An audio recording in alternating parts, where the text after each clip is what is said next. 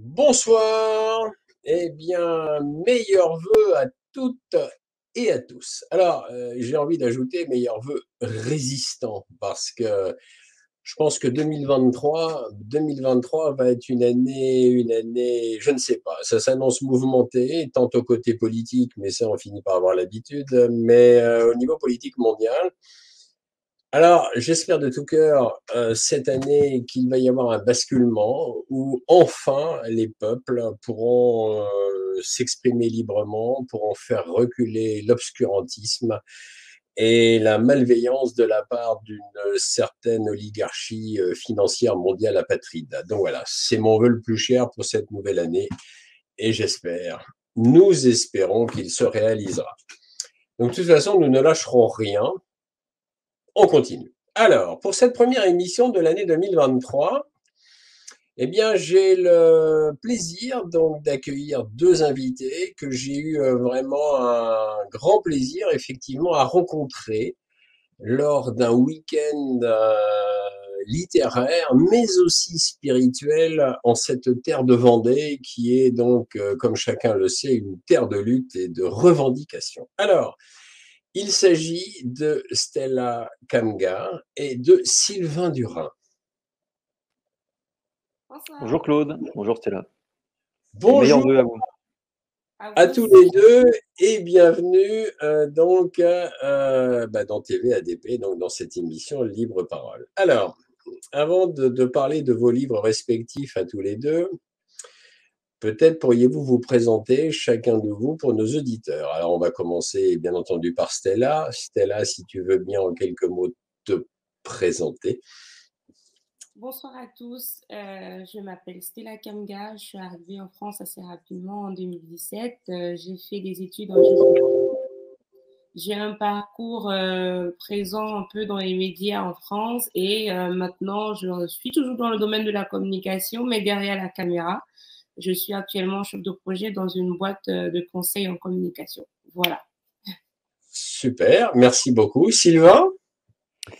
Eh bien, j'ai 39 ans, je suis père de famille depuis peu, je suis essayiste, éditeur, édition du Verbe Haut, et libraire avec la librairie Les Deux Cités qui est située à Nancy, et dans laquelle vous avez pu, à la fois Stella et Claude, venir dédicacer vos livres. Tout à fait. Absolument. Et d'ailleurs, j'allais le dire un peu plus tard, mais j'ai eu l'occasion, d'ailleurs, c'était très sympa, cette dédicace, et puis j'ai eu l'occasion de goûter un des petits pâtés lorrains, pour employer ton Une expression. tuerie. C'est fin bien. Ça, c'est Enfin bien. l'expression de la Lorraine, n'est-ce pas? Exactement. C'est la fête nationale de la Lorraine aujourd'hui. Donc bonne fête à Ah, tous les Lorrains qui nous regardent. c'est pour ça qu'on a dû avancer effectivement un petit peu tout, mais bon, tout va bien, on le fait, c'est parfait. Alors, voici, je présente vos deux ouvrages à l'écran. Voilà, donc le livre de... Alors, je vais essayer de retirer mes gros doigts, histoire que quand même tout le monde voit ce genre. Voilà. Donc, le livre de Stella sur ma gauche, La France n'est plus la France, dialogue non coupable. Entretien mené par François-Xavier Conzoli. Et oui, la France mérite d'être aimée aux éditions Verbeau. Et le livre de Sylvain, donc ton livre, La fin du sacré ou le retour du sacrifice humain, édition de la Nouvelle Librairie, mais c'est toi l'éditeur, hein, Sylvain, aussi Non, de pas du ce tout. livre. Moi, je suis l'éditeur de Stella, édition du Verbeau. Mais la Oui, Nouvelle Librairie, c'est l'édition de la Nouvelle Librairie qui est située à Paris et dans la collection Academia ok, Christiana. exact. J'avais une petite confusion sur les deux, donc Aucun voilà. problème. Ok, c'est rétabli, merci. Donc alors, bah, on a lu, j'ai lu vos deux ouvrages, mon épouse aussi d'ailleurs. C'est très intéressant, c'est très sympa. Alors je vais essayer de vous poser une question à tour de rôle, histoire que vous répondiez bien entendu chacun votre tour, ça va être sympa. Donc alors, on va commencer par Stella, parce que évidemment c'est toujours normal, c'est honneur aux dames de toute Honneur aux façon. dames. Eh oui, et aux demoiselles, j'ai un côté vieille franche, c'est comme ça, et voilà, c'est comme ça. Donc alors, Stella, votre livre. Votre livre, alors, La France n'est plus la France. Alors là, j'ai trouvé ça très, très intéressant. Et effectivement, donc, lors de votre présentation, vous avez dit que vous êtes camerounaise, donc vous êtes arrivée en France en 2017. Et j'aime beaucoup votre préambule. Et je le cite. D'ailleurs, je vais citer votre préambule. Donc là, je vous cite. Je suis noire, je suis une femme. Des caractéristiques qui devraient automatiquement, naturellement, dirais-je même, me donner un avis, une opinion, un regard tranché sur le monde. Ouverture, mansuétude, compréhension, acceptation. Bref, je devrais être une femme de gauche, militante antiraciste, pro-féminisme et africaniste, portant le flambeau de l'émancipation de mes frères de couleur, luttant sans modération contre l'héritage néocolonialiste et le racisme viscéral qui gangrène cet horrible pays qu'est la France.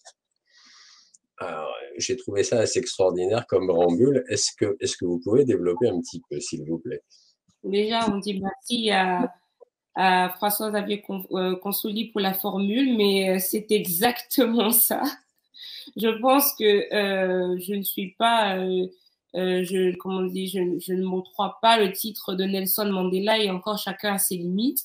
Je ne vais pas, au nom d'une couleur de peau, porter le poids de milliers et de millions de personnes que je ne connais pas sous prétexte que voilà, parce que j'ai un marqueur génétique en commun avec certaines personnes, automatiquement, ça me rend solidaire de leurs actes et de leur façon de penser. On a en plus jamais, on se connaît pas, on n'a pas reçu la même éducation. Donc, je n'ai jamais vraiment compris cet élan de communautarisme, cette figure d'ensemble qu'on essaye de vendre, alors qu'en réalité, c'est dans les faits, c'est clairement du chiquier, c'est une chimère. Il n'y a pas de communauté africaine, il n'y a pas d'entraide africaine, il n'y a pas d'ensemble d'une pensée unique africaine, ça n'existe pas. L'Afrique, c'est un continent peuplé de plusieurs cultures, de plusieurs pays, et encore une fois, le marqueur génétique de la couleur de peau ne fait pas corps en fait avec tout le monde. Chacun a sa façon de penser, et je tiens justement à faire le distinguo et à me dissocier de tout ce qui, malheureusement, en France, brille plus par leur casier judiciaire que par leurs bonnes actions. C'est pour ça, d'ailleurs, que quand j'ai pris la parole sur les réseaux sociaux et ensuite dans les médias, c'était suite à l'affaire Adama Traoré et ensuite une succession d'événements qui louangeaient les idées du wokisme et qui aujourd'hui sacralisent, si vous voulez, la couleur noire. Limite, les Noirs aujourd'hui, c'est devenu l'espèce la plus protégée en France. Et on va dire oui, en fait, il faut rien dire, il faut pas critiquer, il faut pas, sinon on est accusé d'être raciste ou d'extrême droite. Et justement, moi, j'ai pas été élevée comme ça. J'ai été élevée dans le mérite. Tout ce que je l'ai mérité parce que j'ai bossé dur pour l'avoir. Je n'ai absolument pas besoin, parce que ça ne me grandit pas, qu'aujourd'hui on me mette au centre d'une entreprise sous prétexte que des gens, je sais pas moi, ont des dettes envers l'histoire ou envers leur conscience, je ne sais pas. J'ai pas envie d'être le centre en fait de ces idées nauséabondes. Ça n'aide ni la communauté soi-disant noire, ça n'aide pas le vivre ensemble. Je mets toujours tout entre guillemets. En tout cas, ça n'aide en rien du tout le développement social dans lequel, en tout cas, j'évolue en France. Eh bien, merci pour cette explication et cette franchise. Non, non, mais c'est bien parce que ça remet un peu les pendules à l'heure parce que c'est vrai que trop souvent, malheureusement, moi, je suis sur Twitter aussi et trop souvent, j'étais confronté aux tweets assassins de Rokhaya Diallo, de Assa Traoré, etc. Et à un moment donné, je me dis, mais voilà. Donc c'est très bien de remettre les pendules à l'heure, surtout venant de la part de vous, Camerounaise. Donc tout d'un coup, on se dit, ah, voilà, ça, c'est au moins quelque chose qui veut dire quelque chose. Voilà, ça, c'est très, très bien. Et d'ailleurs, vous dites dans votre livre, enfin, en fait, en 5 ans, puisque vous êtes en France depuis 5 ans, vous avez prouvé par votre vie et votre réussite que le racisme systémique, donc entre guillemets, n'existe pas. Je suis la preuve vivante que le racisme systémique n'existe pas. Et moi, je n'ai pas de famille en France. Je n'ai pas de personnes, je sais pas, moi, qui pousserait mon dossier dans une entreprise. Je n'ai pas un père ou une mère présente dans les entreprises ici. Pourtant, ça ne fait que 5 ans que je suis là. Et j'ai traversé mon lot de difficultés comme tout le monde parce que voilà, c'est la vie. Et je n'ai pas eu de favoritisme, j'ai toujours postulé comme tout le monde. Quand j'ai compris comment les entretiens au niveau de l'embauche ça fonctionnait, à chaque fois j'ai toujours retrouvé du travail. La preuve c'est que j'ai passé pratiquement 2 ans dans les médias. Et quand j'ai décidé d'arrêter de me tenir cette fois derrière la caméra et de trouver un autre emploi, j'ai trouvé un autre emploi avec des qualifications qui sont les miennes. Quand mon patron il m'a donné mon poste de responsabilité, il ne m'a pas dit je te donne ce poste de responsabilité parce que tu es noir. Il m'a dit je te donne ce poste de responsabilité parce que tu en es capable. Ce n'est absolument pas la même chose. Donc, j'insiste vraiment là-dessus parce que si vous voulez, on vit dans un monde, pour moi, qui m'effraie. C'est-à-dire que j'ai été élevée, pour le coup, à la française. C'est-à-dire que ma mère est enseignante de français. Et quand nous, on apprenait, c'est l'exemple que je prends toujours parce que ça m'a marqué, quand on apprenait les fables de La Fontaine ou qu'on lisait les livres de Marcel Proust, qui sont des livres compliqués à lire, qui sont des phrases de 200 pages, quand on apprenait à lire des poèmes ou à écrire sous le modèle de la calligraphie, quand c'était compliqué, on nous donnait en accessoire un dictionnaire Larousse. Et on disait, s'il y a un mot que tu comprends pas, va chercher la définition. Et ça amenait l'enfant à se développer, à comprendre les choses. Et c'est ça qui fait l'expérience. Malheureusement, quand j'en arrive à dire que la France n'est plus la France, c'est qu'on ne cultive plus l'excellence. En réalité, l'excellence est ramenée au niveau de la médiocrité. La médiocrité est devenue la nullité et l'ensemble de tout ça donne malheureusement une génération de personnes qui, j'ai envie de dire, à force de manquer de combat au courant de leur vie, sont devenus des militants du faux en fait. C'est-à-dire ils s'insurgent pour un oui ou pour un non. La rébellion, ce n'est plus des Jean Moulin comme avant, c'est maintenant il faut teinter les cheveux en rose, il faut absolument dire que parce que tel est différent de nous, forcément c'est cette personne qui est la victime. Je suis désolée pour tous ceux qui, pour le coup, ont mené de véritables luttes pour que nous en sommes là où nous en sommes aujourd'hui. C'est une véritable insulte à leur combat. Je ne peux qu'adhérer à à ce que vous dites là. Vraiment, c'est sans problème avec moi. Sylvain, on va passer à toi. Tu es cofondateur de la librairie des Deux Cités à Nancy. Exactement, avec Alexis Forger. Voilà. Et donc, évidemment, tu m'as invité, ça, on l'a dit, un petit pâté Lorrain qui était une tuerie pour employer l'expression de Stella.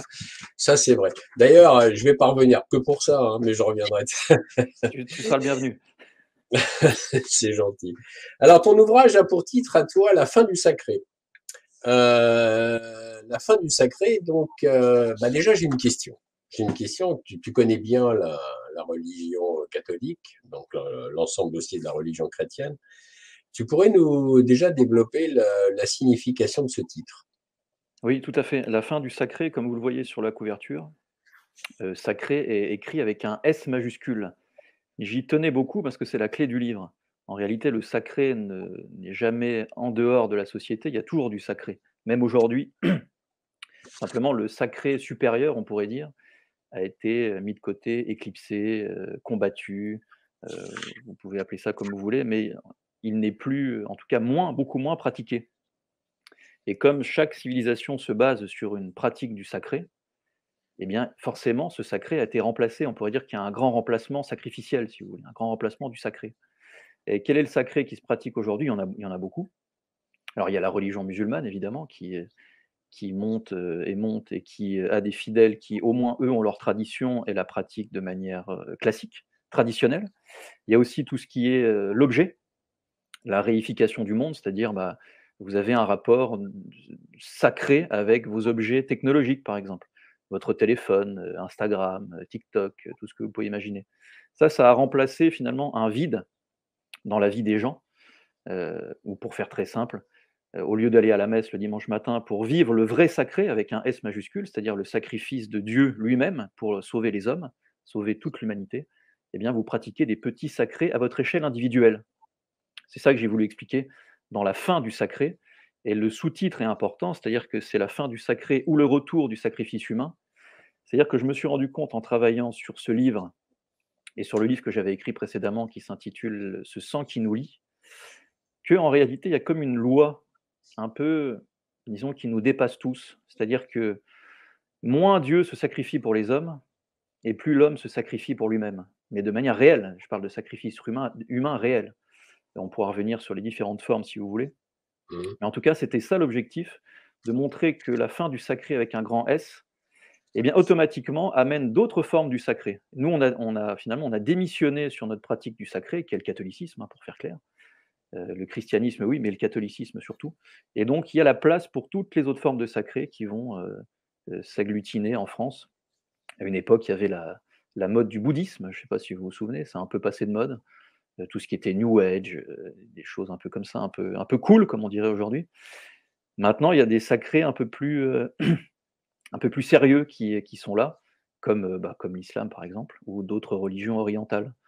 Donc, c'est un peu le but du livre, de décrire un peu cette fin de nos traditions et surtout, vraiment cette loi qui nous dépasse tous, si vous voulez. Qu'on ait la foi ou pas, il faut vraiment comprendre ça, c'est que moins il y a de pratiques du sacré supérieur, plus la violence revient dans les sociétés et plus le sacrifice humain revient également. Ah oui, d'accord. Ok, ok. Alors après, il y a une question qui arrive évidemment parce que de toute façon tu en parles dans ton livre, c'est comment mesure-t-on sa foi? Par la pratique du sacrifice rituel, donc entre guillemets, et ça tu l'évoques dans ton livre, tous les peuples l'ont pratiqué sous une forme ou une autre dans l'histoire. Est-ce que tu peux Absolument, ouais. développer? Est-ce que tu En peux... fait, c'est une question de cohérence, si vous voulez. Autour de nous, on a tous des gens qui se disent, païens, catholiques, tout ce que vous pouvez imaginer aujourd'hui, de diversité religieuse. Et pour moi, la cohérence, c'est de poser la question: «D'accord, mais comment est-ce que tu pratiques cette foi? Est-ce que c'est juste une idée comme ça que tu as en tête, que tu es quelque chose, ou est-ce que tu l'es vraiment? C'est-à-dire, est-ce que tu pratiques cette foi?» Et si on regarde l'étymologie, comment est-ce qu'on traduit faire sacré, rendre sacré? C'est le sacrifice. Alors toutes les communautés au monde et dans toute l'histoire de l'humanité ont pratiqué des sacrifices pour rendre honneur, gloire ou demander des choses à leur dieu ou à leur déesse ou à tout ce que vous pouvez imaginer.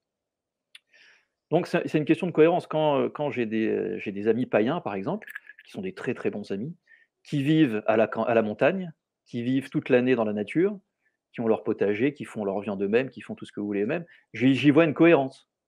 Je peux combattre une certaine forme de paganisme, mais pour moi, ces gens sont cohérents. Donc finalement, j'aurais des choses à redire, on a des débats sans fin, comme vous pouvez imaginer, mais je trouve ces gens-là cohérents.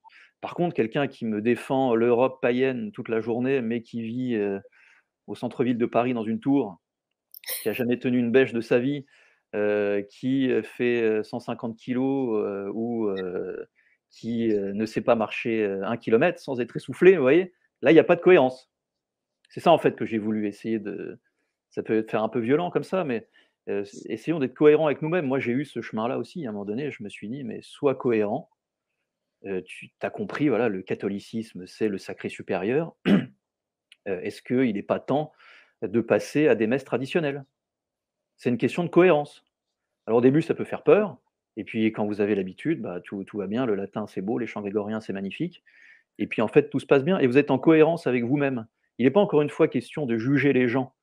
C'est simplement d'être honnête avec soi-même. Aujourd'hui, dire qu'on est catholique sans aller à la messe, je pose la question, est-ce qu'il y a une réalité cohérente dans cette phrase? Ça n'a pas vraiment de réalité, si vous voulez, de choses concrètes. C'est ce qu'expliquait notamment, alors pas tout à fait comme ça, mais des grands auteurs comme Mircea Eliade, qui n'était pas du tout catholique, hein, mais qui expliquait bien que la pratique du sacré, eh bien, ça permettait par exemple à une communauté de se dire, bah, cette pierre que j'ai en face de moi, d'accord, c'est une pierre, mais comme j'ai la foi, je vais utiliser cette pierre comme un objet sacré et elle va pouvoir me servir à pratiquer mon sacrifice rituel. Alors ça va du sacrifice symbolique, si vous voulez, de fruits, de plantes, de tout ce que vous pouvez imaginer, qu'on va offrir aux dieux, mais ça va aussi jusqu'au bout du sacrifice humain, où on sacrifiait avec cette pierre sacrée, dans laquelle les gens qui ont la foi mettaient de manière cohérente bah, leur foi dedans, la pratique du sacré à l'intérieur, et sacrifiaient des jeunes enfants, des bébés, des vierges. Enfin, on connaît un peu tout ça, on a tous vu ça dans des films, surtout dans les films montrent surtout ça dans le monde oriental, mais ça existait aussi en Europe. Hein, les Gaulois sacrifiaient des jeunes vierges. C'était les druides qui faisaient ça, en soir de pleine lune, ou alors pour gagner une bataille compliquée, etc. Mais il y a eu du sacrifice humain partout dans le monde. Et en cohérence, eh bien, la religion chrétienne vient dire bah, Dieu se sacrifie pour les hommes. C'est ça la clé, en fait. Dieu se sacrifie pour l'humanité. Donc, le sacrifice humain n'a plus lieu d'être, il n'a plus d'utilité.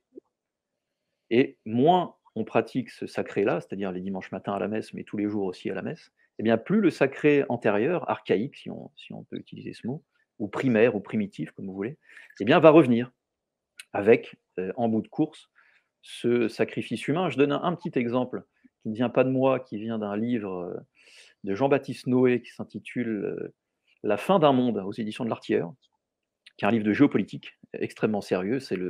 Jean-Baptiste Noé, c'est celui qui tient la revue Conflit. Oui. Et pendant le Covid, donc on est dans des trucs sérieux, hein, c'est pas des trucs délirants. Et pendant le Covid, pendant tout le délire Covid, et je ne sais plus quel pays, mais le ministre de la Santé d'un pays en Amérique latine a sacrifié un lama. Il a sacrifié un lama pour dire, mais le sang va couler, on va demander quelque chose aux forces supérieures pour que ce Covid maléfique s'en aille. Vous voyez, c'est quand même quelque chose qui a une réalité aujourd'hui. Alors oui, alors j'ai une question quand même. Et quelqu'un peut-il quand même avoir la foi et sans obligatoirement aller à la messe? Ah mais, Ou... si tu veux, chacun fait ce qu'il veut. Moi, je suis pas là pour. Oui, non, mais j'entends bien. Mais je challenge un peu parce que je connais des gens qui ont la foi, qui préfèrent effectivement prier chez eux, plutôt que d'aller se déplacer forcément dans un lieu de culte. Est-ce que... Alors, on est dans d'autres formes de religion. On est dans une forme de protestantisme. Il y a une Ah, pas forcément, hein, je parle de catholique. Hein. Bah, on est dans une forme de protestantisation malgré tout de l'Église aujourd'hui, de toute manière. Si tu veux, le principe de l'intermédiaire du prêtre dans la religion catholique, hein, dans la religion traditionnelle catholique, il est obligatoire. parce que le prêtre, c'est ce qu'on appelle le transparent du Christ. Et alors, on peut prier chez soi quand on ne peut pas aller à l'église, par exemple. Imaginons que l'église la plus proche soit à 100 km. On peut imaginer que tous les dimanches, c'est compliqué d'aller à la messe.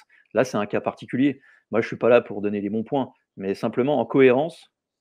Déjà, il y a une cohérence, c'est-à-dire que la personne à la foi est prise quand même chez elle, donc ça, il y a une forme de cohérence. Mais il n'y a pas la pratique réelle du sacrifice divin, parce que cette personne n'est pas habilitée, n'a pas la légitimité ni le pouvoir spirituel de transformer l'hostie en corps du Christ. Donc là, il y a une incohérence ici. Et ça, c'est un côté. Alors pour cette personne que je ne connais pas, peut-être que l'Église est trop loin. Il faudrait voir avec un abbé comment régler la question. Mais il y a dans la pratique actuelle du catholicisme, ça vient de Vatican II, on peut en parler, c'est un peu hors sujet peut-être, mais dans mon livre, ça ne l'est pas. Mais il y a une forme de protestantisation de l'Église. Pourquoi? Parce qu'elle s'est dit, on est hors du monde, revenons dans le monde. Alors que bon, quand même, les évangiles nous expliquent à toutes les pages que certes, le catholique est dans le monde, mais il ne lui appartient pas. C'est quand même la clé de la vie d'un catholique. La vie d'un catholique, c'est un combat. C'est un combat au quotidien, contre nous-mêmes, contre les autres, contre tout ce que vous voulez. Donc moi, je parle vraiment de cohérence. Ça arrive à tout le monde de manquer des messes, mais encore une fois, je ne suis pas là pour faire Oui, non, je comprends. C'est vraiment, Vas-y. c'est vraiment, si tu veux, des lois qui sont là. Il faut les accepter telles qu'elles sont pour pratiquer sa foi. Il faut pratiquer le sacrifice qui est en rapport à sa foi. D'accord. Tout simplement. Ok. Non, voilà, j'ai voulu poser la question parce que je connais quand même plusieurs personnes qui effectivement ne vont pas forcément, effectivement, comme je le disais, à l'église, mais prient volontiers chez elles, bien entendu. Alors, Stella, en fait, tu évoques dans ton livre le grand remplacement et tu dis les premiers responsables sont les politiciens et les féministes à la Sandrine Rousseau ou Alice Coffin dont les réflexions relèvent plus d'un délire que d'une bonne logique constructive. Pour ma part, je suis entièrement d'accord. Est-ce que tu peux développer ça? Moi, je pense que la France est un pays qui a résolu pratiquement tous ses problèmes d'ordre sociaux. Bon, avant maintenant. C'est-à-dire que maintenant, en France, après la Deuxième Guerre mondiale, la France est un pays qui s'est rétabli. On a instauré un système social qui aide les gens quand ils sont dans le besoin, quand ils sont malades, quand ils ont perdu un emploi, quand ils sont handicapés. Bref, c'est un pays pratiquement qui a résolu tous ces problèmes. Si en France, tu n'as pas les moyens, que tu es pauvre, l'école de la République, du moins l'école d'avant, te permettait d'envoyer tes enfants à l'école et ils recevaient l'instruction nécessaire. Donc, il y avait plus spécialement de place au combat, au militantisme, à deux balles, j'ai envie de dire. Du coup, j'ai envie de dire que cette génération-là qui s'est engluée dans des espèces de combats que même ils ne maîtrisent pas, ils emploient des termes, des expressions, ils changent le langage, du moins la langue française, alors qu'ils ne maîtrisent rien, c'est pas des linguistes à la base. Mais en réalité, c'est une génération, j'ai envie de dire, qui a eu la vie facile et qui n'a rien, comment dire, s'ennuie. C'est une génération de riches qui s'ennuie vraiment. Parce que quand tu viens, comme moi, du Cameroun, que d'un pays où il n'y a pas d'aide, où parfois on coupe la lumière à longueur de journée, où pour boire de l'eau, il faut la filtrer, il faut aller la chercher pour certaines familles dans des puits, et que tu arrives ici, et littéralement, j'exagère peut-être, ou alors j'ai eu des gens qui me disent oui, Stella, tu embellificotes un peu les choses. Non, ce n'est pas vrai. Quand tu as traversé un certain nombre de situations et que tu arrives ici et que tu trouves que la vie est facile, du moins beaucoup plus facile, il y a des problèmes que tu n'as pas, en réalité, tu ne te lances pas dans des combats perdus d'avance. Tu essaies de profiter le plus possible et de t'installer. Vas-y, Sylvain. Non, je voulais surtout pas te couper la parole. Ça me fait penser à un texte que j'ai lu récemment de Jacques Bainville. J'ai récupéré récemment Jacques Bainville, grand historien de l'Action française, qui était reçu à l'Académie française, etc. Enfin là, Jacques Bainville, on est dans du très très haut niveau, et je suis tombé sur un de ses livres de chroniques. Donc c'est une compilation de ces chroniques d'articles de journaux. Et il y a un article qui est sorti en 1913, 1914, non, 1910, 1911, quelque chose comme ça, à vérifier, qui s'appelle « Cette France qui s'ennuie ». Et avant que tu parles de ça, j'ai noté à côté l'article de Jacques Bainville. Et en fait, on se rend compte d'une chose, c'est que la France des années 60 s'ennuie, et la France des années 60 a des intellectuels hors pair. Mais les intellectuels hors pair qui s'ennuient, ça donne ce qu'on a appelé plus tard la French Theory, avec les Derrida, les Foucault, les Deleuze, tous ces gens-là dont on ne parle absolument plus aujourd'hui. On a l'impression qu'ils n'existent pas. Seulement, c'est eux, ces gens-là qui ont créé aux États-Unis une école qui s'appelle la French Theory, et qu'on se reprend, nous, en boomerang dans la tête, dans le front, avec cette histoire de wokisme, parce que le wokisme, ça vient de là, ça vient de nous au départ, ça vient d'une période de prospérité énorme, où tout va bien, il n'y a quasiment pas de chômage. Moi, mon père me racontait que quand il a commencé à travailler aux mines de sel à Varangéville, il me disait le matin même, je pouvais prendre ma mobilette, aller à 2 kilomètres plus loin, j'aurais trouvé du travail ailleurs. C'était un monde, dans le monde rural, dans le monde industriel, etc. C'était quelque chose d'incroyable. Quand Macron disait il suffit de traverser la rue, on était quasiment dans ce monde-là. Mais en France, on a des génies intellectuels. Et ces génies-là, à mon avis, il y a une grande partie de ça, d'ennui total. C'est-à-dire qu'ils avaient plus rien à sauver, puisque pas tout était sauvé, n'exagérons rien, mais le pays se portait très très bien. Exactement. Et ils ont inventé des choses. Et lisez aujourd'hui un livre de ces gens-là, c'est incompréhensible. Vous lisez 3 phrases, vous n'avez rien compris. Ou alors quand on vous dit, quand on vous dit, mais il a voulu dire ça, dans ce cas-là, fais une phrase. Toute simple. Fais la phrase. Voilà. Et c'est ça qu'on paye aujourd'hui. Ouais. Et non, résultat des courses, l'immigration s'est trouvée mêlée à tout ça. Et donc, l'assimilation a été mise de côté, littéralement, à la poubelle. À l'époque, quand je discute avec des abonnés qui ont 60, 80 ans, 50 ans, ils me disent toujours, oui, moi aussi, mon père venait d'Italie, moi, mon père venait de la Pologne, moi, de la Belgique. Et ça raconte une assimilation qui est enviable, qui est limite impensable. On se demande si c'est toujours la même phrase, d'où le titre de mon bouquin, La France n'est plus la France. Mais en tout cas, les nouveaux immigrés, les nouveaux arrivants qui arrivent, ils partent des pays justement où ils n'ont pas le millième de ce qu'il y a en France. Et quand ils arrivent ici, normalement, en réalité, dans leur tête, c'est je viens chercher la vie, comme on dit chez nous en partant. C'est-à-dire que je viens découvrir ce que c'est qu'un ascenseur social. Je viens découvrir le meilleur. Je viens découvrir quelque chose qui fonctionne. Mais à la base, les premiers immigrés faisaient cet effort-là d'assimilation. Ensuite, on a eu des équipes type Mélenchon qui expliquaient à ces immigrés-là que non, finalement, vous n'avez plus besoin de faire d'efforts en matière d'immigration. Vous êtes noirs, vous avez tous les droits. Vous êtes arabes, vous avez tous les droits. On leur a mis dans la tête que vous pouvez arriver ailleurs autre qui n'est pas chez vous. Vous vous installez comme chez vous et vous faites comme chez vous. Mais ça ne se fait nulle part. Ça, même pas en Afrique, ça se fait. C'est-à-dire que nous autres, même, le simple fait qu'on allait, par exemple, voir des tantes ou des oncles chez eux, nous, la règle d'or, c'est quand tu arrives chez quelqu'un, tu respectes les règles qui sont établies dans cette maison-là. Ça vaut pour les villes, ça vaut pour les pays, ça vaut pour tout. Donc, on a donc cette frange-là de politiciens qui aujourd'hui caressent l'immigration dans le sens du poil. Et c'est ce que je disais, ça n'aide ni ceux qui sont là, ni ceux qui veulent émerger, ni ceux qui arrivent. Au contraire. Et on va pas se mentir, la France s'épuise. Elle épuise ses aides. Elle s'épuise socialement. Il faut des gens qui travaillent et qui travaillent bien, qui aient pour le coup un vrai apport. Là, pour l'instant, on ne parle pas d'apport.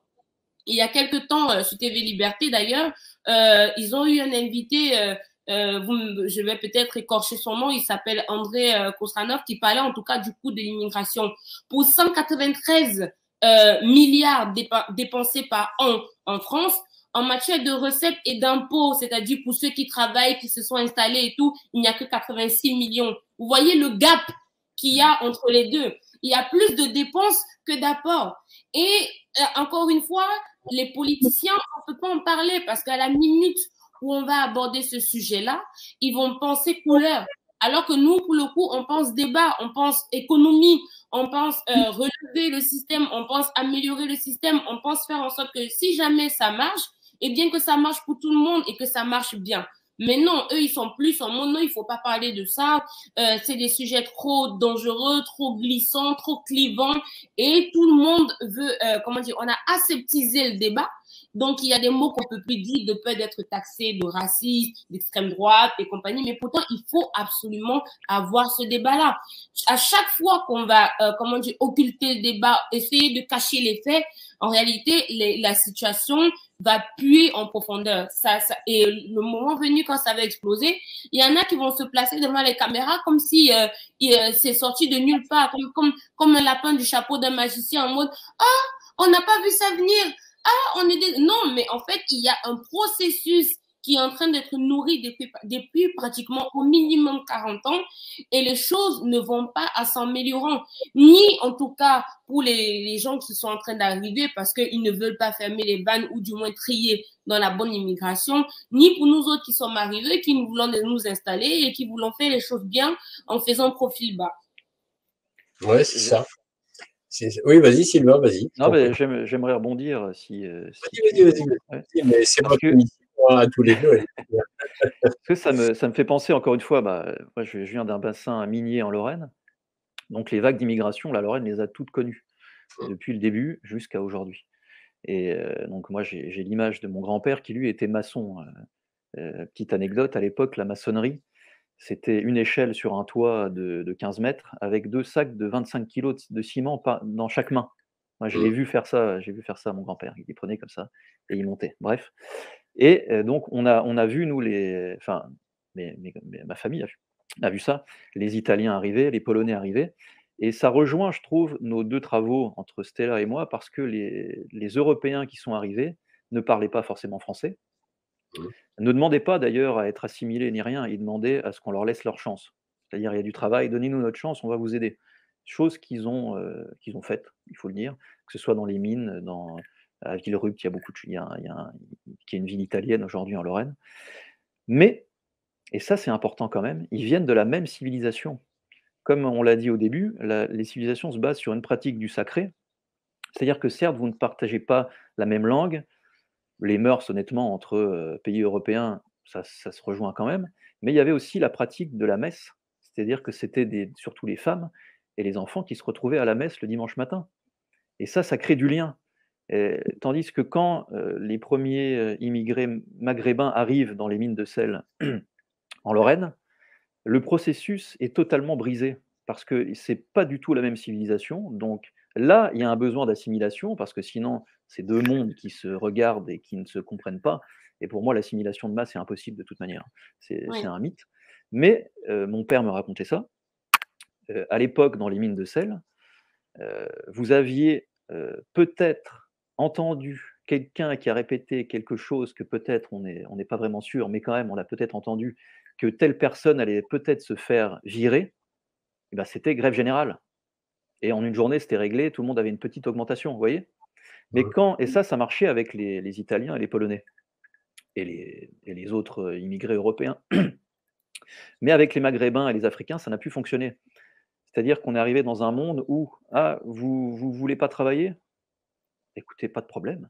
Nous, on a notre petit» en plus, c'est très raciste, hein, comme manière de penser, hein, de la part de ce patronat-là. Il disait clairement: pas de problème, on a Mamadou là», parce qu'il considérait Mamadou comme un moins que rien finalement. «Et ben, lui, il va venir travailler à votre place. Il y a pas de problème, il demande moins d'argent». Donc les salaires étaient pas revus à la baisse parce qu'on ne peut pas le faire, mais disons que quand l'inflation monte, les salaires, eux, ne montent pas, donc ils étaient quand même vus à la baisse. Et on arrive dans un monde où, à l'époque, le salaire d'une seule personne qui travaillait en tant que maçon ou dans une mine de sel, ce qui est pas quand même un métier de cadre supérieur, eh bien vous pouvez faire vivre votre famille, votre femme et vos 10 enfants. Vous imaginez? Vos 10 enfants avec un seul salaire. Et donc cette immigration-là extra-européenne, pour faire simple, qui n'a pas du tout le même mode de vie que nous, eh bien ça a été, comme diraient les marxistes, c'est l'armée du capital, mais dans l'autre sens en fait. Ils n'ont pas compris que c'était le meilleur allié du capital, parce que ça empêchait, eh bien, tous les mineurs, toutes les mères de famille et tout, de créer des liens entre eux. Ils ne se voyaient pas à la messe, ils ne se voyaient pas dans les fêtes. Dans les fêtes de village, il y avait les Maghrébins, les Africains, ils n'étaient pas là. Aujourd'hui, promenez-vous en Alsace pendant les marchés de Noël. Bah là, pour le coup, il n'y a que des blancs. Ça veut dire quoi? Ça veut dire que les immigrés qui sont là depuis 3 ou 4 générations ne se sont même pas acculturés, mais ne sont même pas appropriés la beauté de notre culture. Aller dans un marché de Noël, on ne vous demande pas de croire au Christ mort en croix et ressuscité. C'est un marché de Noël, c'est-à-dire c'est beau, ça fait partie de la vie culturelle. Et ça, je pense vraiment que ça vient du fait que, et ça a été voulu, on le sait, on a tous entendu les Bouygues, etc., qui en parlaient, qui parlaient de ça. Choisir une immigration qui ne va pas pouvoir s'assimiler de manière naturelle. On ne peut pas forcer quelqu'un à s'assimiler, c'est pas possible. Il y a encore des masses, encore moins. Pour créer cette division du peuple, et quand le peuple est divisé, bah, il va se taper entre eux, et puis bah, l'élite va pouvoir avancer son projet. Ah, mais c'est tout à fait vrai. Mais il y a une énorme responsabilité politique d'ailleurs, parce que je pense que un Maghrébin ou un Africain peut tout à fait, si le pays accueillant, et puisqu'on parle de la France, allons-y, c'est la France, fait tout, met toutes les, comment dire, ouvre toutes les facilités possibles pour que les gens qui arrivent déjà apprennent le français, puissent quand même comprendre un peu cette culture qui, eux, ils la connaissent pas, puisqu'ils arrivent effectivement d'un pays du Maghreb ou d'Afrique. Donc, ça devrait être un passage obligé pour les immigrés d'avoir des facilités, d'avoir des cours de français, des cours où un minima, on apprend un minima la culture française, etc., etc. Or, ce n'est pas fait. C'est-à-dire, ce qui n'est pas fait depuis des décennies, et ça, je pense que c'est voulu d'un point de vue politique, bien entendu, et je vous rejoins tous les deux sur le fait qu'effectivement, c'est aussi de faire venir en masse des migrants, c'est aussi une main-d'œuvre bon marché, c'est-à-dire c'est le nouvel esclavage des temps modernes, hein, parce que c'est ça. Hein. Et ces gens-là, on ne les taxe pas d'extrême droite. Pardon? Retenez que ces gens-là, on ne les taxe pas d'extrême droite. Absolument. Je suis entièrement d'accord avec ça. Et d'ailleurs, à ce niveau-là, moi, j'ai eu vent d'une affaire absolument horrible il y a quelques années, Chronopost. Hein. Chronopost, bon, on connaît, c'est la méga entreprise française qui livre des colis. Et pas de chance pour eux, enfin pas de chance pour eux, malheureusement il y a une personne qui en est morte, ils employaient, j'allais dire, presque pas déclarés, mais ça frise un peu ça, à des salaires vraiment indécents tellement ils étaient bas, une armée donc de migrants africains pour livrer les colis. Sauf qu'un jour, ça s'est découvert pourquoi, parce qu'un des livreurs, je ne sais pas comment il s'est débrouillé, a laissé tomber un colis dans la Seine. Il a plongé pour récupérer ce colis. Le pauvre s'est noyé. Pardon? Oui, ben, je sais pas. Il savait pas nager ou il s'est noyé en tout cas. Et c'est comme ça que cette ténébreuse affaire s'est découverte. C'était il y a de mémoire 5-6 ans. Et là, tout d'un coup, c'est la révélation flagrante des employés en bon marché de travail et corvéables à merci. Et c'est là où je me dis, mais il y a quelque chose qui ne colle pas, effectivement, parce que si on a une politique d'immigration, on se doit, je parle des politiques là, on se doit d'avoir effectivement une politique d'immigration en mesure tout à fait d'intégration correcte, quoi. Et je pense que si on apprend déjà les bases d'une langue et d'une culture à un immigrant, je vois pas pourquoi il se comporterait après mal, etc. Donc effectivement, tout ça, c'est une dimension vraiment politique voulue. Et c'est dramatique parce qu'on en arrive aujourd'hui effectivement à une espèce de racisme exacerbé, larvé. Beaucoup de gens, je sais pas s'il y en a beaucoup, mais il y a des gens qui tout d'un coup ont une méfiance, ah mon Dieu, maghrébin, africain. Il y a de quoi avoir de la méfiance. Il y a 3 semaines avant les fêtes de Noël, juste en tout cas en mi-novembre, fin novembre, Gérald Darmanin a pris la parole pour dire qu'ils allaient, comme il y a des métiers en tension, il allait distribuer des titres de séjour à des immigrés qui voulaient travailler, validité du titre de séjour 1 an renouvelable jusqu'à ce que le métier ne soit plus en tension. Et bien évidemment, une fois que le métier n'est plus en tension, on lui retire son titre de séjour. Moi, ça m'a choqué. Oui. Je n'ai pas vu de Rokhaya Diallo, je n'ai pas vu toute la bien-pensance, les Omar Sy et compagnie, s'insurger contre ces propos qui, pour moi, pour le coup, sont racistes. C'est-à-dire que vous prenez des gens, puisque on va pas se mentir, la plupart des immigrés, comme je disais tout à l'heure, qui viennent ici, c'est pour avoir une meilleure vie sociale. Si vous n'êtes pas capable d'offrir cette vie sociale-là, renvoyez-les chez eux. Il y a plus de facilité, en tout cas, à vivre dans son pays avec un climat qu'on connaît, qu'à vivre dans le pays, dans un pays qu'on ne connaît pas, avec un climat qui est 14 000 fois plus rude que le climat d'où on vient. Les gens qui dorment à Port-de-la-Chapelle, à Paris, sous des ponts en hiver, et qui se chauffent avec des feux de bois qu'ils allument et où leur temps peut prendre le feu, moi, j'estime que c'est inhumain de traiter les gens comme ça. Donc, pourquoi est-ce que vous allez distribuer des titres de séjour valables 1 an, renouvelables 1 an, où quelqu'un va venir travailler, je sais pas moi, la durée du métier à intention, j'imagine pratiquement 3 ans. Lui, dans sa tête, il va se dire, tiens, j'ai travaillé 3 ans, j'ai envie de m'installer, je sais pas, j'ai envie de fonder une famille, j'ai envie d'acheter, je sais pas, j'invente, hein, mais une maison, bref, il va penser au futur. Quand quelqu'un travaille et qu'il a des revenus, c'est normal qu'il pense au futur. Mais là, vous expliquez à cette personne-là qu'elle va travailler, mais elle n'a pas le droit de penser au futur. Elle n'a pas le droit de s'établir, elle n'a pas le droit de construire, parce qu'une fois que le métier en tension n'est plus en tension, vous lui retirez ce document-là. Je trouve que c'est inhumain de se comporter comme ça.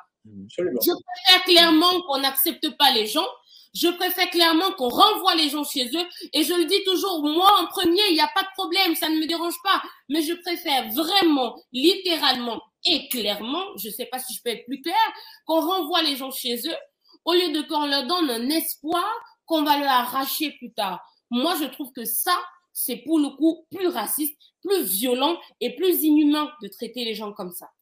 Ah, tout à fait. Non, mais ça, je ne peux que souscrire à ce propos, ça c'est clair. Mais alors, vous, tous les deux, vous avez l'impression, je pense que c'est pas une impression d'ailleurs, la France a perdu sa grandeur. Donc, on en est... Tristement, oui. Tristement, c'est-à-dire que moi, comme je l'ai dit plus haut, ma mère, elle est enseignante de français, donc tout ce qui est livres, classiques de littérature, théâtre, poèmes, vraiment, ça a bercé mon enfance. C'est-à-dire que moi, j'ai connu une France, mais une France dans les livres, une description d'une beauté sans pareil dans les livres. Mais dans la réalité, ce n'est absolument pas du tout pareil. Mais ça, je ne suis pas en train de dire que la France est devenue un pays qui soit laid. Non, géographiquement, c'est un pays qui est magnifique. Dans chaque ville que j'ai visitée, chaque fois que je me suis rendue quelque part, j'ai trouvé une architecture qui était différente et c'est des histoires à couper le souffle. Et même si, pour le coup, je rejoins Sylvain parce que dans son commentaire tout à l'heure, il s'adressait un peu aux gens comme moi, même si je ne suis pas croyante et que je ne suis pas catholique et que je ne pratique pas, chaque fois que moi je vais dans une ville, par contre, je vais toujours visiter des églises.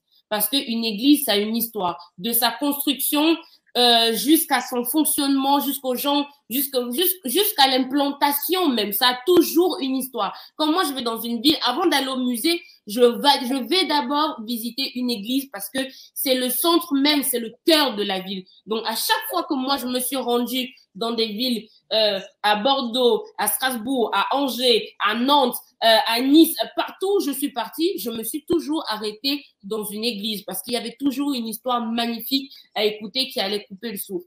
Maintenant, malheureusement, en France, quand tu sors de l'église et que tu reviens par exemple à Paris où moi je suis en train de vivre et travailler, la réalité est tout autre. On rencontre des populations étranges, on rencontre des gens étranges, des cultures différentes. Et je suis désolée, ça ne peut que créer de la confusion. Et des êtres confus, c'est une société confuse. Il n'y a pas une autre solution. Mais que nous autres, même si on veut s'assimiler et qu'on vient, voilà, on commence les études à Paris, on fait ton travail, l'assimilation, on va s'assimiler à quoi à Paris? Il n'y a rien qu'on produit auquel on va s'assimiler. Entre les églises, les mosquées, les gens qui crachent par terre, des gens qui sont mal élevés, des gens qui dorment par terre à Port-de-la-Chapelle, à quoi est-ce qu'on va s'assimiler le produit même qui est censé nous servir d'exemple? En réalité, il est pourri maintenant. Et peut-être dans les campagnes, il y a encore quelque chose. Il y a encore de l'essence, il y a encore de la vie. Mais dans certaines villes, j'ai envie de vous dire, les villes, les grandes villes de la France, l'assimilation ne peut que ne pas marcher parce qu'il n'y a rien comme référence. Il n'y a rien. C'est pour ça que pour moi, la France, malheureusement, n'est plus la France. Parce qu'on a perdu ce qui faisait même l'essence de la France. Et combien de gens aujourd'hui font ce pas-là, de se dire que même quand ils voyagent, même quand ils vont visiter des endroits, ils vont vers ce qui est chargé d'histoire. Combien font cette démarche-là? Très peu. Moi, j'ai discuté même avec des amis qui disent qu'ils sont patriotes de droite. La plupart d'entre eux, j'ai envie de dire, sur un groupe de 10, 9 sont déjà allés à Disneyland. Et il y avait que moi qui soit jamais allé à Disney. Mais une fois que j'ai demandé qui est déjà allé au Puy du Fou, on était 2 sur 8. C'est-à-dire que personne ne fait la démarche de chercher à comprendre, de chercher à savoir. Il n'y a pas cette curiosité-là. Donc, à quoi on va s'assimiler? Quelle est la référence? À qu'est-ce qu'on va embrasser? Qu'est-ce qui aujourd'hui va nous dire que voilà, si je suis là, en dehors de la position géographique, c'est la France? Qu'est-ce qui le dit? Même là où j'habite aujourd'hui, même les restaurants, c'est plus des restaurants, c'est des kebabs, c'est des pizzerias, c'est des bouffes chinoises. Il n'y a plus rien d'essentiellement, de culturellement français qui donne envie, en tout cas, d'être français. Ah oui, ça, je suis tout à fait d'accord. Mais ça, c'est la grande poussée, de toute façon, de l'oligarchie financière mondiale apatride. C'est bien voulu dans le grand, c'est expliqué dans le bouquin de Schwab et le fondateur de Davos, le grand reset. De toute façon, c'est ce sur quoi nous allons. C'est-à-dire, c'est la destruction totale des cultures du pays occidentaux, d'ailleurs. C'est l'uniformisation de la nourriture, c'est-à-dire qu'aujourd'hui, plus rien ne doit avoir du goût. On achète une pizza, ça a le même goût que la pizza qu'on va acheter dans l'autre coin, parce que de toute façon, c'est les mêmes pâtes, c'est les mêmes bases, c'est les mêmes sauces sucrées. C'est la bouffe américaine, c'est la culture américaine, c'est la poussée effectivement de toute cette uniformisation américano-anglo-saxonne. En fait, en gros, c'est ça. Et c'est malheureux parce que la France, comme d'autres pays de l'UE, se sont engouffrés complètement et totalement dans cette voie. Et c'est dramatique. Et d'ailleurs, Sylvain, tu écris dans ton livre que, et je te cite là, tu écris que nous entrons et nous sommes déjà entrés dans un monde d'indifférenciation généralisée avec des hiérarchies qui se délitent. Cela nous amène à la notion de, entre guillemets, de guerre de tous contre tous. C'est aussi cela qui me fait désigner un bouc émissaire, entre guillemets, expression tirée de la Bible, d'ailleurs, tu rajoutes. Et tu pourrais, d'ailleurs, ça rentre un peu dans, ça corrobore un peu tout ce qui vient d'être évoqué. Ouais. Tu pourrais développer un peu le passage de ce livre-là, de ton livre. Là. J'aimerais bien revenir sur ce qui a été dit avant. Est-ce que la France est morte? C'était la question que tu posais. C'est vrai. J'ai envie de dire non quand même. Non pas parce que je suis un BA bisounours, mais parce que moi, la France, je la vis tous les jours. Je pense qu'il y a des îlots de France, en fait, qui sont toujours là, qui passent totalement à travers les radars médiatiques, des gens qu'on ne montre pas. Je ne parle pas du JT de Pernod, des choses comme ça. Je parle vraiment de choses réelles. Moi, mes parents vivent dans un petit village, par exemple. Je peux vous dire que pendant le Covid, on était en France. C'est-à-dire que la dictature du Covid n'a pas atteint une énorme partie de la France, mais vraiment énorme. Il ne faut pas en dire trop pour ne pas que ces gens aient des problèmes, mais la France existe encore, je dirais de manière enracinée. Il y a beaucoup de petits îlots un peu partout en France qui ne sont pas forcément connus. Nous, il y a la librairie à Nancy, et on s'est rendu compte qu'il y a beaucoup de gens qui vivent encore à la française, et qui se moquent de la République et qui vivent encore à la française. Et autre chose qui est quand même important, c'est que certes, l'influence de la pseudo-élite française, on peut dire que c'est mort. Hein. Il suffit de voyager un petit peu ou d'avoir des contacts un peu à droite à gauche dans le monde. C'est mort.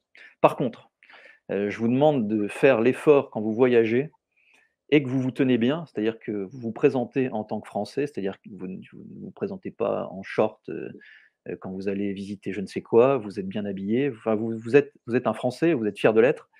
eh bien, vous êtes toujours aimés parce que le monde entier nous aime. Ça, c'est une Ouais, force énorme que très peu de pays peuvent s'enorgueillir de ça. Donc, je pense ouais. que l'idée de la France est toujours en vie. Et c'est pour ça que, personnellement, que les choses soient claires, moi, je suis pour la remigration de masse. C'est clair et net. Pour moi, il y a au moins 95% de l'immigration extra-européenne qui doit rentrer chez elle, pour notre bien à nous, mais aussi pour son bien à elle. Mais, et c'est un mais important, je pense qu'on a besoin des étrangers qui aiment vraiment la France. On en a besoin parce que ça donne ça donne tout ce que fait Stella, en fait. Ça donne quelqu'un qui peut nous dire des choses que même nous, on n'arrive plus à dire et qu'on n'ose plus dire. Parce qu'il y a une liberté de parole que nous, on nous a enlevée, pour être clair. Alors pas nous, ni Claude, ni moi, mais je parle vraiment de manière générale. Et je Mmh, pense qu'on doit vraiment travailler main dans la main avec ces étrangers qui aiment la France. mmh. Pas des gens qui viennent en France pour devenir français, pas forcément. On n'est pas obligé de venir travailler en France et de devenir français, c'est pas le destin du monde de devenir français. Déjà nous-mêmes en tant que Français, redevenons français déjà. Et puis on verra dans 50, dans 100 ans, dans 150 ans. Donc ça, c'est important, je pense, à garder cette chose positive en tête, c'est que la France existe encore parce qu'il y a encore des Français et que l'idée de la France à travers le monde, c'est quelque chose d'incroyable. Moi, j'ai fait des documentaires en Afrique, en Orient, en Syrie, au Liban, en Grèce, pendant des périodes de tension. En Grèce, c'était la crise économique, 2013, qu'un Français, alors que je suis personne, je suis juste un petit Lorrain avec ma caméra qui vient faire un reportage, un documentaire en Grèce, eh bien, un Français qui vient s'intéresser à la crise économique en Grèce, c'était quelque chose d'incroyable. C'est là où moi je me suis rendu compte que l'idée de la France, elle m'est aussi venue de mes voyages, si vous voulez. Quand je faisais mes documentaires au Togo, Bénin, Ouganda, on m'a renvoyé une image de la France que je ne voyais pas forcément chez moi. Donc je suis reparti avec ça aussi. C'est-à-dire les grandes lectures, la culture, etc. Tout ça existe encore. Et même en Orient, en Syrie, etc. Tout ça existe encore. Ensuite, pour revenir à l'uniformisation et l'indifférenciation, on peut remonter ça à très très loin. Mais je pense qu'il y a eu évidemment l'après-guerre qui était, je pense, comment dire, il y a eu mal donne, on pourrait dire, quasiment. Parce que d'un côté, on a une figure à laquelle tout le monde se réfère aujourd'hui, qui est le général de Gaulle, qui a des bons côtés et des mauvais côtés. Mais il y a quelque chose dont on parle peu, sans rentrer sur les problèmes de l'Algérie, etc. C'est qu'à ce moment-là, la France est ruinée et il y a le plan Marshall. C'est-à-dire que des gens, des étrangers nous donnent de l'argent en masse. Ils ne nous donnent pas de l'argent en masse parce qu'on est gentil et parce que c'est des bisounours. Ils donnent de l'argent en masse pour que la culture américaine commence à s'infiltrer chez nous. Et ça, De Absolument. Gaulle, il n'a pas dit non, parce que de toute manière, sans doute qu'il n'avait pas la puissance de dire non. Et si on en est arrivé dans les années 70 avec Elvis Presley, Johnny Hallyday, toute la culture américaine, les jeunes qui mettent non pas Brigitte Bardot, mais plutôt la star américaine, eh bien, ça vient de ça. Ça vient, le premier grand remplacement, il est culturel. C'est-à-dire qu'on enlève la culture française, on la remplace par la culture américaine. Et après vient s'agréger là-dessus la culture italienne, mais qui finalement est un complément. Moi, j'avais des très bons copains qui étaient italiens quand j'étais au collège. Honnêtement, la culture italienne est très complémentaire et peut s'imbriquer dans la culture française, en restant évidemment de manière minoritaire, tout à fait, mais la culture africaine, c'est compliqué quand même d'intégrer ces deux mondes sont pour moi indissociables, c'est pas possible. Donc pour que tout ce monde-là puisse avoir, si vous voulez, si vous avez deux cultures fortes qui s'affrontent, c'est la guerre civile. Donc il faut abaisser les cultures, toutes les cultures, parce que finalement les Africains qui viennent en France aujourd'hui, ils vivent comme des Américains aussi, hein. Quand on voit les Maghrébins qui s'habillent à l'américaine, ils vivent pas comme au bled, comme ils disent. On Bah rentre au oui, bled, mais quand tu rentres au bled, tu es vu comme un Français, tu n'es pas vu comme un Algérien ni un non, Marocain. je suis Donc tout il y a à une fait d'accord. indifférenciation, c'est-à-dire un abaissement culturel total de tout le monde. Enfin, pas de tout le monde, parce qu'encore une fois, il y a des minorités, ce qui permet au pouvoir, moi j'appelle ça le pouvoir républicain, mais on peut appeler ça comme on veut, le pouvoir financier, tu l'as dit, apatride, etc. Bah, gérer des moutons, c'est tellement plus simple. Honnêtement, quand on voit Ouais. comment les Français se sont laissés faire, quand même, France, ça veut dire libre. Être français, ça veut dire qu'on est un être libre normalement. Et quand on Mhm. nous a demandé de signer nos putains de papiers, on l'a fait. Moi, je ne l'ai pas fait, hein, mais toi non Moi non plus, plus. Claude, tu ne l'as pas fait. Mais on l'a fait en masse. Et moi, je suis un de ceux qui pensent que Macron ne voulait pas faire tout ça Mmh. et que c'est la remontée des préfets, des gens qui avaient peur de partout, qui l'a obligé à faire ça. Souvenez-vous que Macron, il dit il faut aller au théâtre et il va avec Brigitte, je ne sais plus voir Oui, quoi, là. je me souviens de ça, oui. Et je pense qu'il ne voulait pas aller jusque-là et que ça vient de la base, ça vient du peuple français. Et ça, c'est très grave, parce que ça veut dire qu'on a perdu notre essence franc Mmh. de peuple libre. Mmh. Et donc, pour Ça finir sur la guerre du tous contre tous, bah, évidemment, ça c'est René Girard qui nous l'explique. Quand il y a un monde indifférencié, le monde dans lequel on est aujourd'hui, homme indifférencié à la femme, les enfants aux parents, le maître à l'élève, l'homme à Dieu avec le transhumanisme, etc. Mmh. Les hiérarchies sont abolies. Et donc, il va y avoir ce que Girard appelle un désir mimétique. C'est-à-dire que tout le monde va vouloir la même chose. Bah, dans une famille, vous prenez l'enfant roi, par exemple, l'enfant roi, il veut diriger la famille. Mmh. Donc, chacun a le même désir dans tous les domaines, social, dans l'entreprise, les petits chefs qui ne sont pas des chefs, etc. Et donc, ça crée la guerre du tous contre tous. C'est-à-dire que chacun va s'écharper. On voit un peu ça aujourd'hui. Et pour s'en sortir, eh bien, il faut la désignation d'un bouc émissaire. Alors, il se trouve qu'aujourd'hui, le bouc émissaire, c'est plutôt nous. C'est plutôt des gens qui racontent tout ce qu'on est en train de raconter depuis le début. Et donc, ça peut nous mener, nous, à nous dire, bah, il faut aussi savoir, il faut se préparer, et il faut aussi savoir se défendre contre cette potentielle désignation pardon, de bouc émissaire, dans ce monde-là qui est un monde atomisé, quoi, finalement. Oui, absolument. Alors, les amis, l'heure C'est la tourne, fin. heureusement ou malheureusement. Donc, c'était un plaisir. Je vais devoir vous laisser la parole pour le mot de la fin. Stella, le mot de la fin? Ah, c'est dur parce que je voulais encore ajouter une petite pique, mais bon.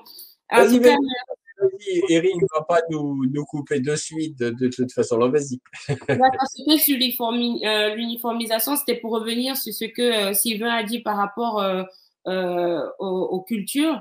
Moi, personnellement, et c'est ce que j'ai essayé d'expliquer dans mon livre, je suis née au Cameroun, j'ai grandi avec une culture camerounaise, à l'africaine. Si je viens en France, c'est pas pour vivre à la camerounaise, c'est pas possible.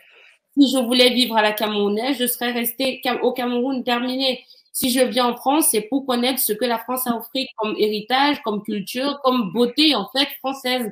Et je suis contre cette idée-là de l'uniformisation. Si je vais en Inde et que je découvre que les Indiens vivent comme les Français, moi, ça va me choquer. Si je vais en Chine et que je découvre que les Chinois, finalement, ils vivent comme les Africains, moi, ça va me choquer. Je suis particulièrement contre l'uniformisation. Je pense que chaque culture a quelque chose à apporter en termes d'information, de beauté, et c'est justement ça qui fait en sorte que il y a cette curiosité-là, on a envie de se dire, on échange, on partage, mais quand on force les cultures à cohabiter et que ça donne des conflits sociaux comme ce qu'on est en train de vivre ensemble, en fait, le résultat, c'est que ça crée un rejet. C'est-à-dire, on n'a pas envie de te connaître, on n'a pas envie de savoir ce que tu as apporté, on n'a pas envie de savoir qui tu es, on n'a pas envie de savoir d'où tu viens. Ça ne peut que, en fait, avoir un effet répulsif plutôt qu'un effet attractif. Donc, forcer les gens à vivre ensemble, ça n'a aucun, comment dire, aucun but, ça ne sert à rien, ce n'est absolument pas constructif. Merci, Stella. Sylvain, un petit mot? Eh ben, Voilà. en mot de la fin, moi j'essaie toujours de ramener quelque chose de positif. Parce Ouais. que notre milieu est très, très, très anxiogène. Je pense que nous avons une belle génération là, de personnes de jeunes qui vont, disons, de 15 à 40 ans aujourd'hui, qui sont des jeunes qui se posent des questions et qui se posent des bonnes questions grâce à tout ce qu'on a vu sur Internet, grâce à des chaînes comme celle-ci, grâce à d'autres chaînes, grâce à TV Liberté, etc. Et il faut faire maintenant de la contre-formation, c'est-à-dire qu'il faut ramener tout ce monde-là à la lecture. Vous allez me dire, je prêche pour ma paroisse parce que je suis éditeur et libraire, mais si on a monté la librairie et la maison d'édition, c'est pas pour faire beau, c'est C'est aussi vrai. pour faire œuvre, quelque part, entre guillemets, «d'utilité publique». Il y a des bons auteurs aujourd'hui à lire, il faut absolument les lire, il faut absolument dire à la jeunesse bon, les vidéos YouTube, ça a fait son temps. Moi, je pense qu'il faut vraiment que ces vidéos qu'on est en train de faire amènent les gens à lire des livres. Donc, lisez le livre de Stella, par exemple, ça se lit très bien. Les gens qui n'ont pas l'habitude de lire, vous allez le lire quand même parce que c'est fluide, c'est question-réponse, donc ça se lit très bien. Il faut lire des livres. Ensuite, il y a pour toute cette génération une grande question. Moi qui ai écrit sur la figure du père, on me pose beaucoup cette question. C'est la question de la famille, et pour moi, c'est la question centrale. parce que, comme j'ai dit, les civilisations se basent sur le sacré, mais la deuxième architecture des civilisations, c'est la famille. Il faut absolument qu'on réussisse à ce que ces générations fondent des familles et des familles saines. Donc il faut, il y a une crise économique, tout ça est fait aussi pour nous dissuader, nous, de fonder des familles, parce que fonder une famille, ça veut dire se projeter sur 20 ans. Ouais. Et se projeter sur 20 ans aujourd'hui, c'est extrêmement compliqué. Mais il faut quand même le faire. Dites-vous que d'autres qui sont en France aujourd'hui ne se posent pas ces questions et ils en ont déjà 6. Vous voyez ce que je veux dire? Et vous en avez peut-être 1 ou Ou pas 0, du tout. ou pas du tout. Donc ça, c'est très, très important. Fonder des familles saines. Et la troisième chose, encore une fois, vous allez dire que je prêche pour ma paroisse, mais vivre en tant que Français, c'est tout de même s'intéresser à la religion de la France, la religion catholique. Donc si vous avez peur, allez au moins visiter des églises. Rendez-vous une fois dans une messe traditionnelle pour voir comment ça se passe. Ils vont pas vous manger. Vous allez entendre des chants grégoriens, ça va changer votre vie, mais pour de vrai. Moi, quand j'ai entendu ça, c'était exceptionnel. Il y a des C'est belles vrai. chorales, les gens sont saints, vous allez créer une communauté. Ça, c'est très important et c'est comme ça que la France pourra survivre. Je confirme. Je Ben, ne suis les pas amis, croyante, mais chaque fois que je rentre dans une église, il y a quelque chose qui se passe. Et que la beauté du lieu, les gens, vraiment mes histoires avec les églises, vous n'en reviendrez pas. Vraiment, à chaque fois, j'ai toujours eu quelque chose de positif, de beau à raconter, ou du moins que j'ai appris. Et ça, je vous le dis de quelqu'un qui vient d'ailleurs. Donc, j'imagine pas comment vous pouvez être ici avec un héritage pareil et vous ne vous y intéressez pas. Franchement, ça, c'est un sacrilège. eh bien, les amis, merci d'être venus tous les deux. C'était vraiment un plaisir de vous entendre. Merci beaucoup. Il y aura une prochaine de toute façon. Donc, merci Stella, merci Sylvain. Bonne continuation à vous deux. Et puis, de toute façon, à bientôt parce qu'on va se retrouver, bien entendu. À tous, merci d'avoir suivi notre émission. Comme d'habitude, n'hésitez pas à diffuser, relayer. Il n'y a que comme ça que les véritables informations se diffusent grâce aux médias libres et indépendants, grâce aux écrivains courageux, grâce à quelques maisons d'édition courageuses aussi. C'est le seul moyen de s'informer et c'est le seul moyen aussi d'avoir des véritables informations. Merci à tous. Bonne soirée. À bientôt. Au revoir. À bientôt.